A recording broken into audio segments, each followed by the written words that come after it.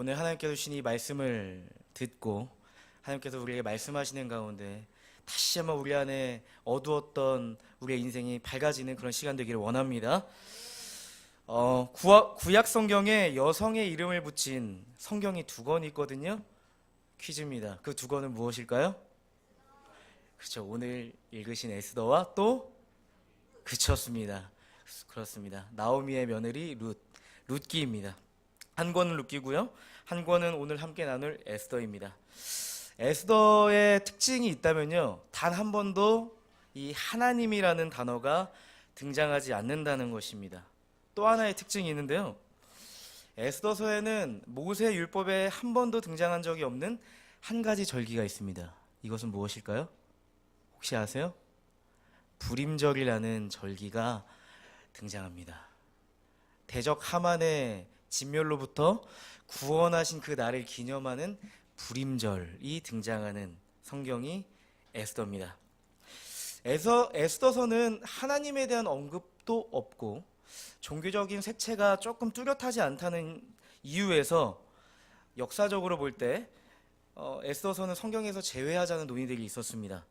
그럼에도 불구하고 이 에스더서가 성경에 포함될 수밖에 없었던 이유가 있었습니다. 그 이유는요, 에스더서에는 하나님이라는 단어가 없을 뿐이지 하나님께서 하나님의 백성을 악인으로부터 구원하시는 그 은혜의 역사가 아주 밝게 드러나고 있다는 점입니다. 마치 우리가 말로 사랑해 하지 않아도 함께 시간을 보내고 마음을 쏟아주고 밥을 사주고 위로해 준다면 사랑의 언어보다 그 사람의 삶을 통해서 우리는 사랑의 감정을 느끼듯이 하나님이라는 단어는 없지만 에스더를 처음부터 끝까지 읽어 내려가다 보면 하나님의 백성을 향한 긍휼과 보호하심과 그분의 섭리를 느낄 수 있다는 것이죠. 그러나 우리는 어쩌면 이 에스더서를 조금 소홀히 여기는 경향이 있습니다. 어쩌면 성경에서 좀 외전 같은 느낌으로 읽어갈 때가 있습니다. 하지만 오늘 이 에스더서를 세밀하게 들여다보시면서 하나님께서 우리에게 부어주시는 넘치는 은혜를 발견했으면 좋겠습니다. 에스더가 존재하던 시기는 바벨론 제국이 강성하고 그 이후에 페르시아, 바사 제국이 이제 대세가 되던 때입니다. 그 당시 유다인들의 상황은 어떠했냐면요, 고레스라는 그 바사의 왕, 페르시아의 왕이 있었는데요, 그 사람이 모든 민족이 이제 자신의 본국으로 돌아가서 각자 자신의 본국에 돌아가서 자신의 지역들을 다시 재건하라고 하는 그런 명령과 조서를 내립니다.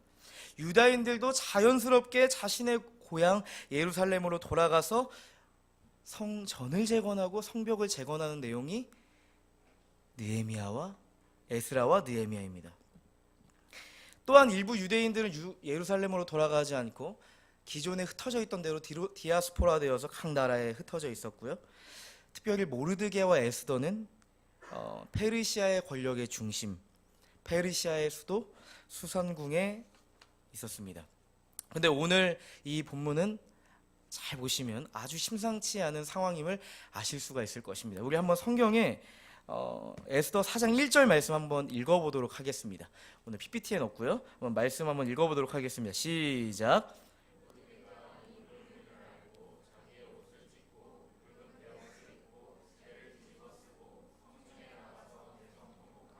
그렇습니다. 모르드게가 어떠한 사실 한 가지를 알게 되었는데 그로 말미암아서 그가 행한 모습은 뭐냐면 옷을 찢고 굵은 베옷을 입고 재를 뒤집어 쓰고 또한 성중에 나가서 대성통곡을 했다라고 이렇게 합니다. 도대체 모르드게는 어떠한 사실을 알게 된 걸까요? 모르드게는 하만의 음모를 알게 되었습니다. 이 하만이라는 자가 당시 페르시아의 통치자인 아하수에로 왕에게 찾아가서 은 1만 달란트를 바치며 참소를 올립니다. 이 은 1만 달란트는 얼마나 큰 금액이냐면요, 당시 페르시아의 국고의 약 3분의 2에 해당하는 양입니다. 그러니까 엄청난 양이죠. 그러니까 그 막대한 뇌물을 아하수에로 왕에게 바치면서 한 가지 청을 하는데요, 그 청은 이러한 청입니다. 아하수에로 왕이시여, 유다 민족을 진멸하소서, 그 조서를 내려주소서 합니다. 진멸이란 뜻 우리가 잘 사용하지 않는 단어인데요, 이 진멸이라는 단어는 무찔러서 모조리 죽여서 없앤다라는 뜻을 가지고 있습니다. 그러니까 하만은 왕에게 은 1만 달란트를 뇌물로 바치면서 유다 민족을 모조리 없애달라, 모조리 진멸시켜달라, 페르시아 땅에서 가루가 될 수 있도록 해달라는 거죠. 그 근거는 이랬습니다. 이 유대인들은 말이죠, 자신의 선민사상 때문에 왕의 법률, 페르시아의 위대한 법률을 따르지 않고 자신들만의 풍속과 율법을 고수한다고 왕에게 참소하는 것입니다. 왕의 답변은 어땠을까요? 공의로운 왕이었다면 나에게는 은 1만 달란트가 필요 없다, 나에게는 유다 출신 에서가 있다 하면서 거절했어야 되는데, 이 아하수에로 왕은 자신의 반지, 자신의 권세가 담겨있는 반지를 빼어서 하만에게 줍니다. 그리고 이렇게 이야기하는 거죠. 너의 소견에 옳은 대로 행하고 그 조서를 당장 각 지역으로 보내라고 합니다. 이 소식을 모르드게가 알게 됩니다. 그러니까 이제 페르시아 제국 안에 있는 유대인들은 이제 곧 죽을, 진멸될, 오늘 설교의 제목이 헤렘인데요, 이 헤렘이 진멸이라는 이 히브리어 단어입니다. 헤렘될 위기에 처한 것입니다. 모르드게의 마음이 어땠을까요? 여러분이 모르드게라면, 몸된 교회 안에 있는 성도들이 한날에 진멸될 위기가 찾아온다는 그 소식을 여러분이 알게 된다면 여러분은 어떻게 반응하시겠습니까? 모르드게와 같이 베옷을 입고 죄를 뒤집어 쓰고 큰 소리로 울며 금식하며 통곡할 수밖에 없는 것이죠. 모르드게는 그때 생각난 한 사람이 있었습니다. 그 사람은 수양딸 에스더죠. 그래서 유다의 이 절체절명의 위기, 헤렘의 위기, 진멸의 위기를 에스더에게 알리기로 작정합니다. 근데 이제 자신의 수양딸 에스더는 이제 왕비가 되었기 때문에 직접 만날 수가 없는 그런 신분적 차이가 있었습니다. 그래서 이제 메시지를 보내기로 한 거죠. 근데 한 가지 미션을 줍니다.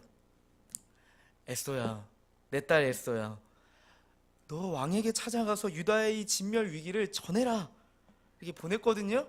근데 에스더가 그 메시지를 가지고 왕에게 찾아갈 걸로 생각했는데 이렇게 에스더에게 메시지가 옵니다. 왕이 자신을 찾지 않는 이상 내가 왕을 찾아갈 수 없어요. 그건 당연한 이치입니다. 왕이 왕비를 간택하는 것이지 왕비가 왕을 간택한 일은 없잖아요, 그 당시에. 그러니까 왕에게 다가가는 것은 죽음을 의미하는 것인데, 아버지 저에게 저 죽으라는 이야기예요? 이렇게 얘기하는 거죠. 어쩌면 에스더에게는 유다의 진멸보다 자신의 삶의 연명이 더 중요했을지 모르겠습니다. 근데 모르드게는 자신의 그 사사로운 감정에 휘둘리지 않고 아주 과감하게 이렇게 보냅니다. 에스더야, 너가 왕비의 자기를 얻은 것이 이때를 위함인 줄 너가 알지 못하느냐? 라고 이야기하는 것입니다. 너가 왕비가 된 것은 진멸될 위기에 빠진 이스라엘을 구원하기 위함이다, 이 이야기를 하는 것이죠. 그러면서 이렇게 편지를 쓰는데요, 너는 왕궁에 있으니 너 모든 유다인 중에 너 혼자 목숨을 건질 생각하지 마. 너가 그 일 하지 않는다면 하나님께서는 다른 사람을 세워서 유다인들을 구원하실 거야. 하지만 너는 멸망하게 될 거야. 아버지가 할 말이 아닌데 정말 무서운 말을 하죠. 그러면 다시 한번 이야기합니다. 너가 왕후의 자리를 얻은 것이 이때를 위함이 아니냐? 라고 이야기합니다. 그때 여러분이 아시는 것처럼 에스더가 뭐라고 답하죠? 그쵸. 죽으면 죽으리라. 제가 죽을 각오를 가지고 진멸될 위기에 빠질 이스라엘, 우리 유다인들을 살리기 위해서 왕에게 나아가겠습니다. 그런 고백을 하는 것이죠. 여러분이라면 에스더 같은 심정을 가지고 나아가실 수 있겠습니까? 쉬운 일이 아닐 것입니다. 오늘 아까 간증으로 말씀하셨던 우리 이도현 이해란 선교사님 가정과 같이 세상에게는 이 삶을 포기하고 주를 위해 산다는 것, 복음을 위해 산다는 것 아주 전도에 미련한 것이고 세상의 이치로서는 받아들일 수 없는 일입니다.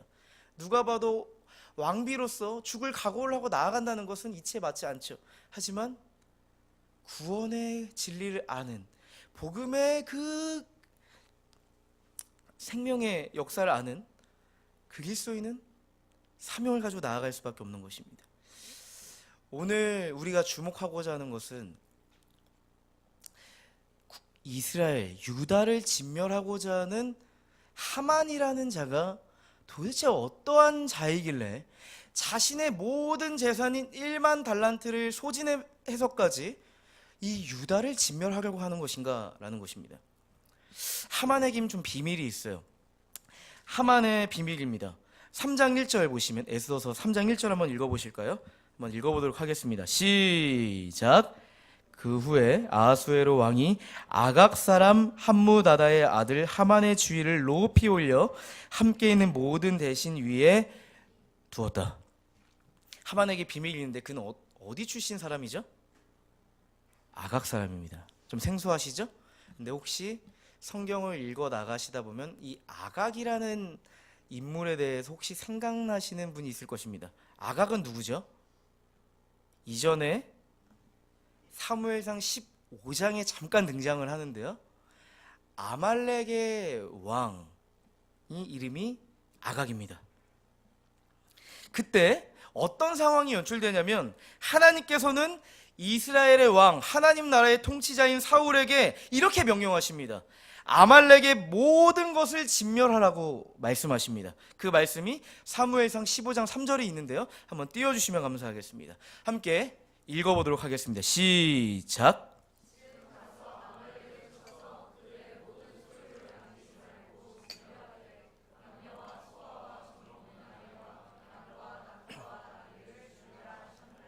네, 하나님께서는 사울 왕에게, 제가 빨간 글씨로 잘 표시했는데요, 아말렉을 쳐서 그들의 모든 소유를 남기지 말고 죽여라, 진멸하라, 이렇게 말씀을 하십니다.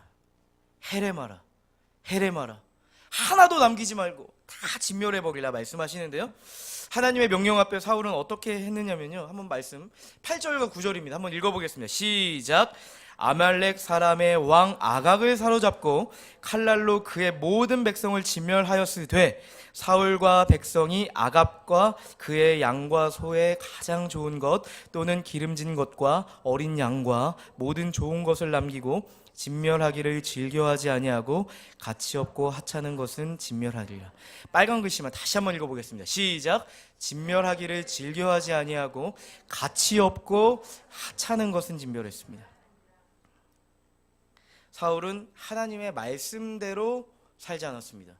하나님의 말씀대로 행하지 않았습니다. 그의 소견에 오른 대로 가감했습니다. 그는 자신에게 필요 없다고 생각하는 것은 과감하게 진멸했지만 자신에게 필요하다고 생각되는 아각 왕과 그리고 전쟁의 전리품은 자신이 취하고 말았습니다. 마치 이것은 아담이 선악을 알게 한 나무의 열매를 먹지 말라고 하신 주님의 말씀에 이 금지 명령에 불순종한 것처럼 사울 왕은 하나님 나라의 통치자임에도 불구하고 그는 이 헤렘의 명령, 하나님의 이 명령에 불순종하고 만 것이죠. 아마도 사울이 이렇게 생각했던 것 같습니다. 아말렉을 쳐서 저렇게도 좋은 전리품이 있는데 굳이 저것을 헤렘해야 될까? 굳이 저것을 진멸해야 될까? 이 생각은 불순종의 시작입니다. 하나님의 말씀이 우리 안에 주어졌을 때 굳이 우리의 삶 가운데 그것을 적용하면서 피곤하게 살아야 될 것인가? 사람들이 나를 인정해 주지 않을 텐데 과연 내가 직장을 포기하고 복음 위에 살 수 있을 것인가? 이것은 불순종의 시작입니다. 이 하만의 정체가 드러났는데요, 하만의 정체는 사울의 불순종에 의해 살아남은 아말렉 족속입니다. 아각의 후예입니다.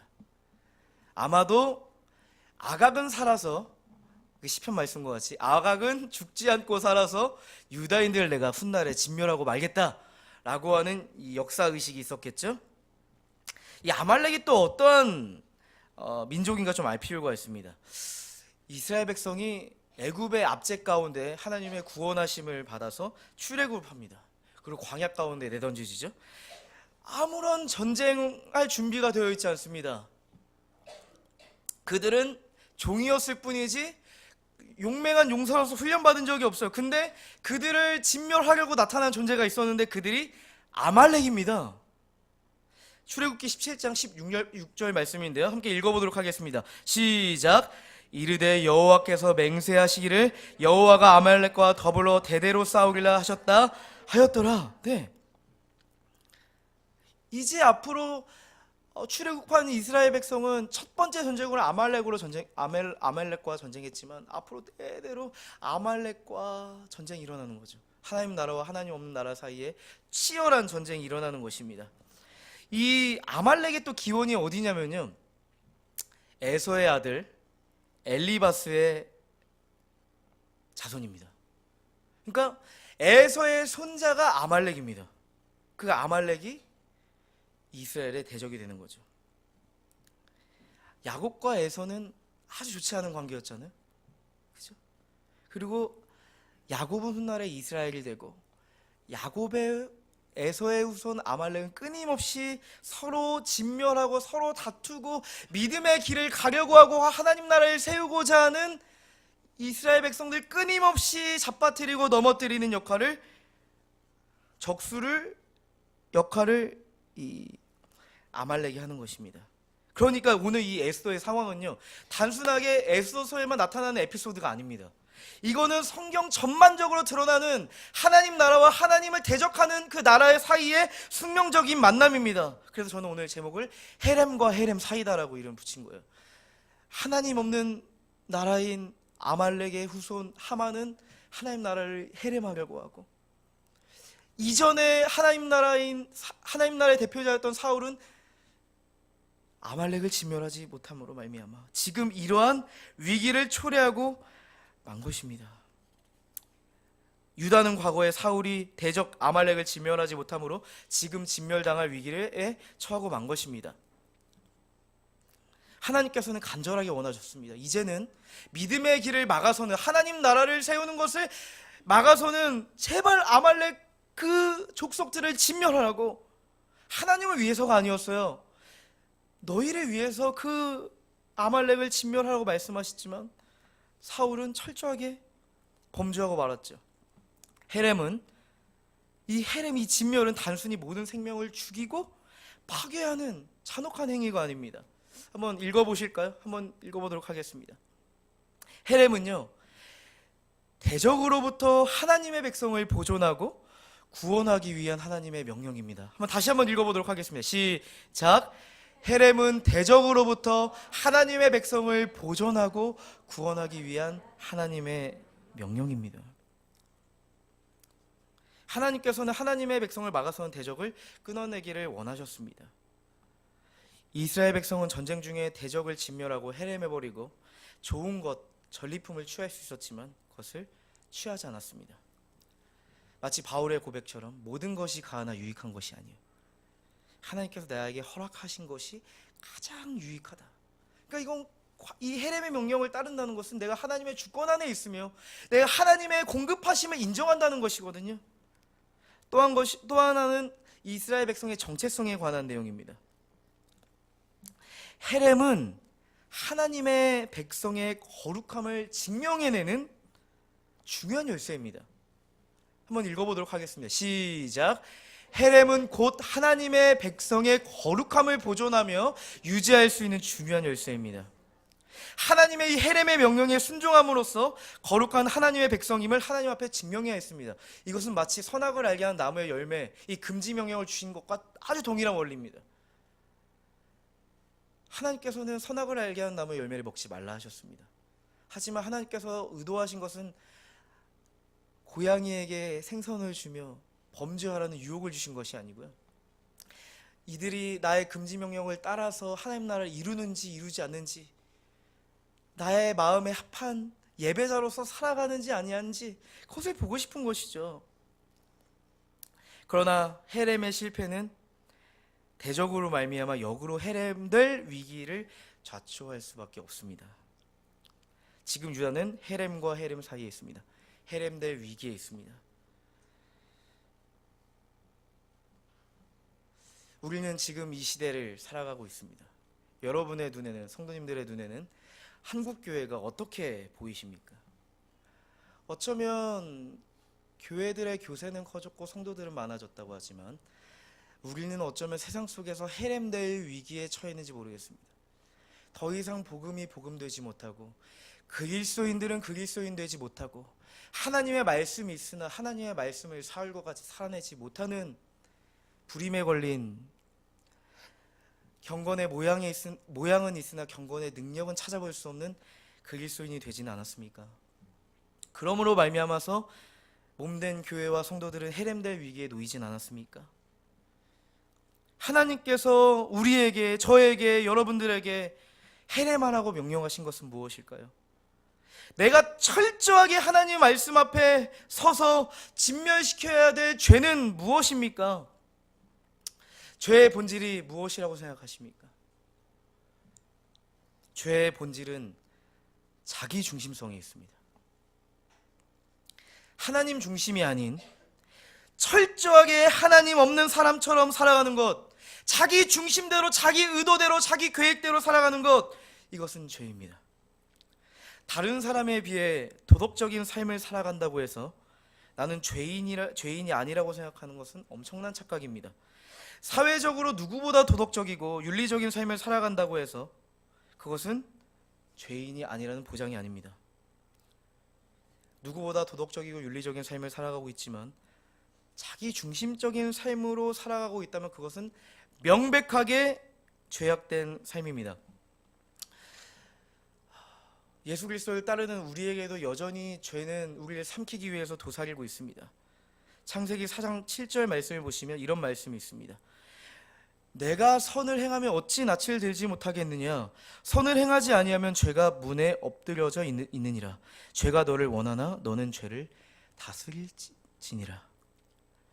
아벨을 너무 미워서 죽이고자 하는 마음이 들었을 때 하나님께서는 도중에 개입하십니다.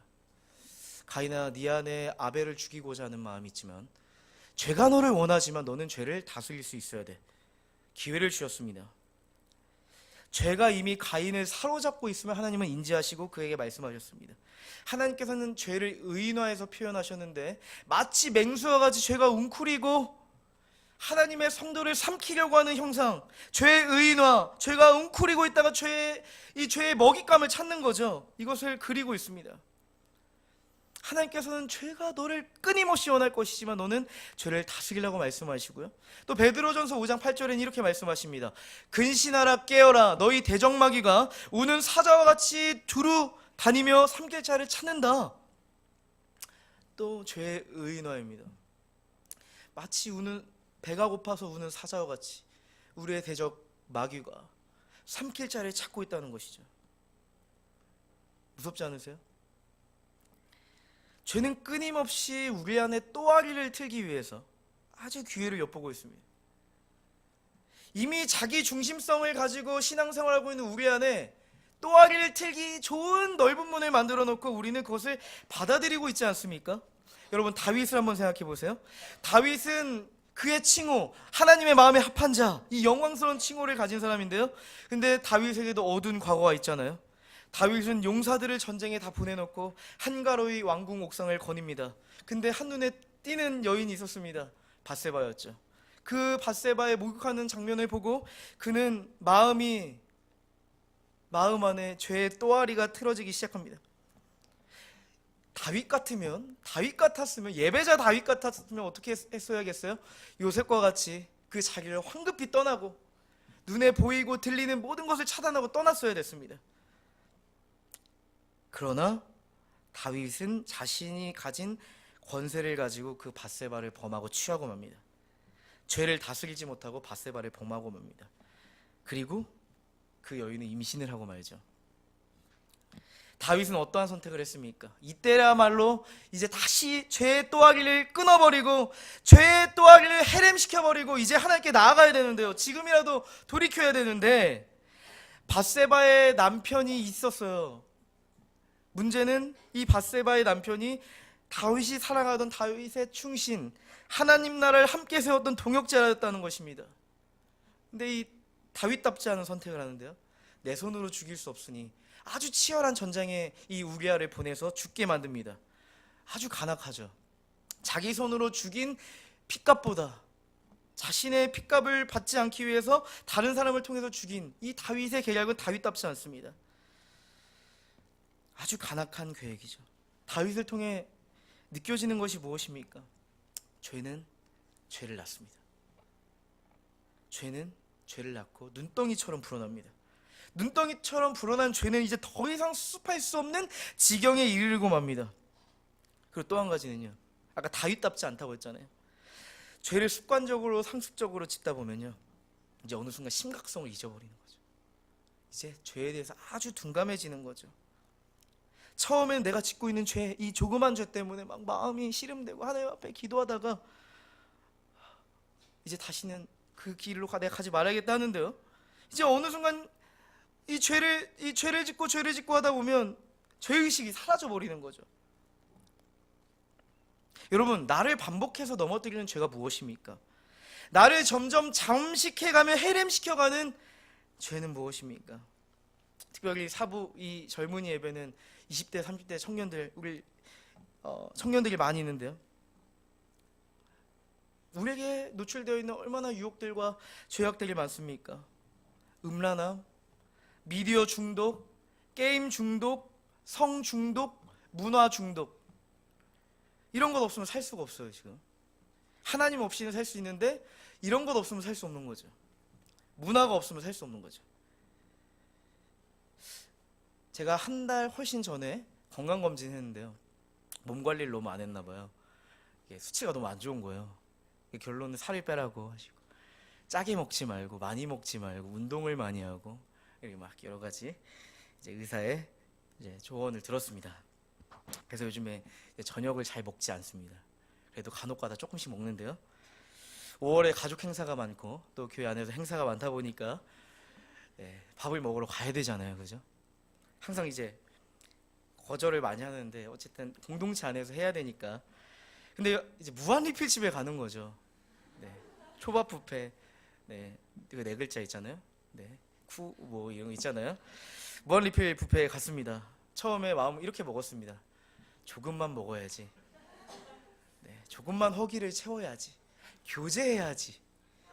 그런데요, 끊임없이 그릇에 음식을 채워넣고 있는 저를 발견하게 되었습니다.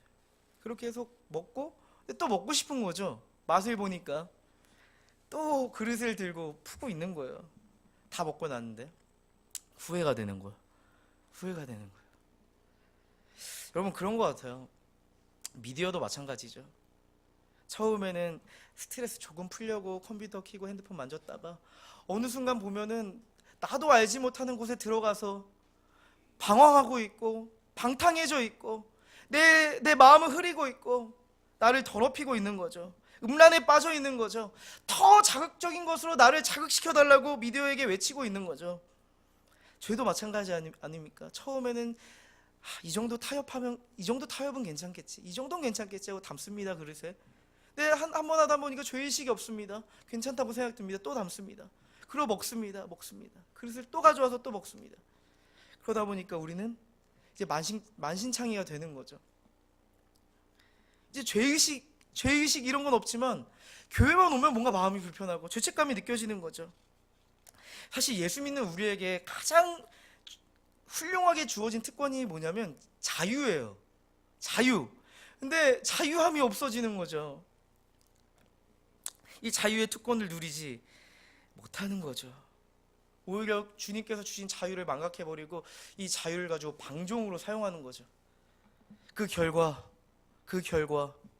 죄의 인과관계로 생긴 눈덩이처럼 불어난 이 죄의 문제 때문에 나를 자책하고, 하나님 앞에 나를 자책하고, 하나님 나 용서해 주시지 않을 거야, 나 같은 자가 뭘 할 수 있겠어 라고 좌절해버리고 있지는 않습니까? 여러분, 죄를 해림하시기 바랍니다. 죄와 싸우시기 바랍니다. 제가 이 주일날 설교 이렇게 예배 마치고 집에 가면 한 습관이 있어요. 다른 교회 홈페이지에 들어가서 다른 교회에서 어떻게 설교를 했고 어떻게 찬양을 했고 한번 봐요. 어떠한 영적인 흐름이 있었는지 한번 보는 습관이 있어요. 이렇게 근데 이제 부산의 어떤 한 목사님이 이렇게 얘기하시더라고요. 여러분, 오늘 금요기도회 설교였는데요, 오늘 금요기도회 가운데 하나님 앞에 제대로 엎드리지 않고 하나님 앞에 서지 않는다면 여러분, 앞에 해운대 해변가 가서 기웃기웃거리고 있고 네온 사인 앞에서 자신을 찾기 위해서 방황할 수밖에 없다고 그렇게 얘기하시더라고요. 여전히 우리는 사울과 같이 죄의 유혹을 해рем하지 못하고 적당히 타협하고 죄가 주는 먹음직하고 보암직하고 탐스러운 쾌락에 기웃기웃거리고 있지 않습니까? 죄가 주는 즐거움에 우리의 마음을 다 빼앗겨 버리지 않았습니까? 여러분, 한번 생각해 보시죠. 에스더가 만약에 자기 자신만 살고자 하는 이기적 본성, 이 자기 중심성을 가지고 있었다면 유다는 어떻게 됐을까요? 유대는 해렘될 수밖에 없었겠죠. 죄를 온전히 해렘해야 되는 이유는 딱 한 가지입니다. 죄로부터 나를 철저하게 보호하기 위함입니다. 그렇기 때문에 하나님 앞에서 내 안에 해렘되어야 될 죄가 있진 않은지 날마다 하나님 앞에 서서 나를 발견해야 됩니다. 내 안에 죄를 해렘하지 못하면 그 죄 때문에 나에게 해렘될 위기가 올 것입니다. 여러분, 바울도 이런 고백을 했어요. 고린도전서 15장 31절입니다. 한번 읽어보도록 하겠습니다. 시작.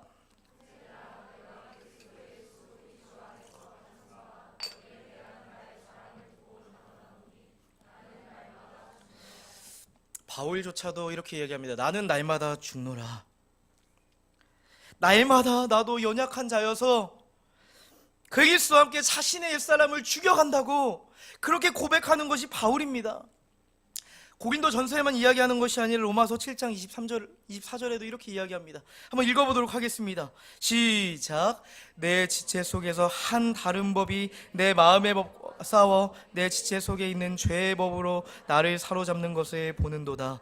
오라, 나는 공고한 사람이로다. 이 사망의 몸에서 누가 나를 건져내리라. 바울, 그는 이렇게 고백합니다. 오라, 나는 곤고한 사람이로다. 세 번역으로 보니까요, 나는 정말 비참한 사람입니다. 여러분, 그거 아세요? 바울조차도 그의 평생에 죄와 싸운 사람입니다. 바울 생각하면 우린 복음을 위해서 자신의 삶을 내던졌던 믿음의 사람이요 선교사라고 생각하는데요, 그 사람조차도, 이 바울조차도 자신에게 끊임없이 또아리를 틀어대는 죄와 치열하게 싸웠습니다. 그리고 죄가 오히려 나를 사로잡는 그 모습을 보면서 탄식하는 거죠. 과연 나 같은 자를 누가 죽음의 권세에서 나를 건질 것인가? 여러분, 바울의 이 고백이 너무 동질감이 들지 않으세요? 그런데 여기서 바울의 고백이 끝나지 않죠. 바울은 곧바로 로마서 8장 1절과 2절에서 이렇게 고백합니다. 함께 읽어보도록 하겠습니다. 시작. 그러므로 이제 그리스도 예수 안에 있는 자에게는 결코 정죄함이 없나니 이는 그리스도 예수 안에 있는 생명의 성령의 법이 죄와 사망의 법에서 너를 해방하였음이니라. 나에겐 여전히 생명의 법, 성령의 법과 죄와 사망의 법이 충돌해서 나를 괴롭게 하지만은 예수 그리스도 안에 있는 생명의 성령의 법이 나를 자유케 했고 나를 해방시켰다 라고 이야기하는 거죠. 한번 읽어보도록 하겠습니다. 시작. 하나님의 백성이 이루지 못한 헤렘을 예수 그리스도께서 온전히 헤렘을 이루셨다. 네. 사실 죄와 싸워서 이길 수 있는 유일한 비결은요, 내가 싸워서 이길 수 있는 것이 아닙니다. 바울의 고백에 주목하시죠. 예수 그리스도와 함께 예수 그리스도 안에 있는 생명의 성령의 법으로 말미암아 내가 죄와 사망의 법을 이겼도다. 나를 죄로부터 자유하게 하실 수 있는 분 예수뿐이다. 예수 그리스도 안에서 나는 결코 정죄함이 없다고 선언합니다. 자기 중심성이라는 이 근원적인 죄를 이길 수 있는 유일한 비결 한 가지를 여러분에게 가르쳐 드린다면 아주 심플합니다. 예수를 가까이 하는 것입니다. 예수를 가까이 하면 할수록 여러분 안에 자기중심성과 죄는 멀어질 것입니다. 내가 예수 없이 아무리 죄에서 발버둥치려고 죄의 늪에서 벗어나 보려고 해도 되질 않아요. 실패해요. 넘어져요. 하지만 예수께로 가까이 나아가고 있는 나의 발걸음을 보면 어느새 뒤를 돌아보니까 죄는 저 멀리 있는 거죠. 내가 죄가 주는 즐거움과 쾌락에서 놀고 있지 않아요. 이제 예수 그리스도와 동행하는 기쁨으로 살고 있는 거죠. 예수와 함께하는 기쁨이 크지 않으면 그저 자신의 쾌락과 자기의 만족을 위해 살아가는 것이 필연적인 삶입니다. 그리스도와 동행하는 기쁨은 죄가 주는 즐거움과 비교할 수가 없습니다. 또한 예수 그리스도와 함께하는 이 기쁨은요, 죄와 치열하게 싸우는 가운데 승리하게 할 것입니다. 여러분, 결론입니다. 우리는 큰 그릇 되길 원하고 아주 예쁜 그릇 되길 원하고 사람들이 찾는 인기 있는 그런 그릇이 되길 원하죠. 근데 하나님은 어떠한 그릇을 원하실까요? 하나님은 큰 그릇도 아니고 예쁜 그릇도 아니고 사람들이 찾는 그릇도 아니고 질그릇이다. 깨끗한 그릇이다. 보배를 담을 만한 질그릇을 나는 원한다. 그렇게 말씀하십니다. 여러분, 어떠한 그릇이 되고 싶으십니까? 나의 평생에 예수 그리스도와 함께 죄와 싸우며 날마다 우리 안에 더럽게 다가오는 그 죄의 또아리들과 치열하게 싸우며 하나님의 거룩한 그릇이 되지 않으시겠습니까? 다윗이 아까 밧세바를 범하고 시를 썼어요. 시편을 썼어요. 제가 그 시편을 일부만 읽어드리고 오늘 함께 기도했으면 좋겠는데요. 다윗의 마음을 한번 들어주시면 좋겠습니다. 다윗이 이렇게 기도합니다. 하나님이여, 주의 인자를 따라 내게 은혜를 베푸시며 주의 많은 긍휼을 따라 내 죄악을 지워주소서. 나의 죄악을 맑게 씻으시며 나의 죄를 깨끗이 제하소서. 무릇 나는 내 죄를 아오니 내 죄가 항상 내 앞에 있나이다. 하나님이여, 내 속에 정한 마음을 창조하시고 내 안에 정직한 영을 새롭게 하소서. 나를 주 앞에 쫓아내지 마시고 주의 성령을 내게서 거두지 마옵소서. 주의 구원의 즐거움을 내게 회복시켜 주시고 자원하는 심령을 주사 나를 붙드소서. 우리 함께 다윗의 심정을 가지고 다윗의 고백을 담은 이 찬양을 함께 고백했으면 좋겠습니다.